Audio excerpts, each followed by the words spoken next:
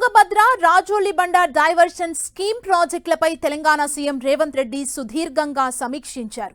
ఈ సమావేశానికి నీటిపారుదల శాఖ మంత్రి ఉత్తమ్ కుమార్ రెడ్డి హాజరవగా తుంగభద్ర ప్రాజెక్టుపై ఇరిగేషన్ శాఖ అధికారులు పవర్ పాయింట్ ప్రెజెంటేషన్ ఇచ్చారు. ఈ మీటింగ్లో అంతర్రాష్ట్ర నదీ జల వివాదాలపై చర్చిస్తున్నారు.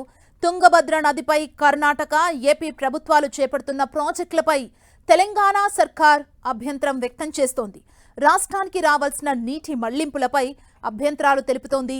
ఈ ప్రాజెక్టులతో ఉమ్మడి పాలమూరు జిల్లాలోని రాజోలిబండ డైవర్షన్ స్కీమ్ ప్రాజెక్టుతో పాటు తుమ్మిళ్ల, భీమా ప్రాజెక్టులకు నష్టం వాటిల్లుతుందని తెలంగాణ వాదిస్తోంది.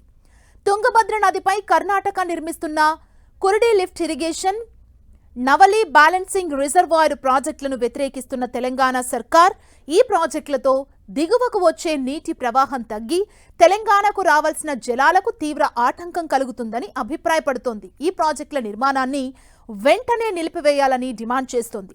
ఈ ప్రాజెక్టులకు సంబంధించి కేంద్ర జలశక్తి శాఖ, కేఆర్ఎంబీ, తుంగభద్ర బోర్డుకు అధికారికంగా అభ్యంతరాలు తెలిపింది తెలంగాణ ప్రభుత్వం. మరోవైపు రేపు ఏపీ, తెలంగాణ, కర్ణాటక సీఎంలు సమావేశం కానున్నారు.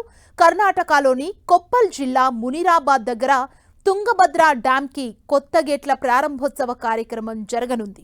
ఈ కార్యక్రమానికి 3 రాష్ట్రాల సీఎంలు హాజరు కానున్నారు. ఈ సమావేశంలో ఏం చర్చిస్తారన్నది ఆసక్తికరంగా మారింది.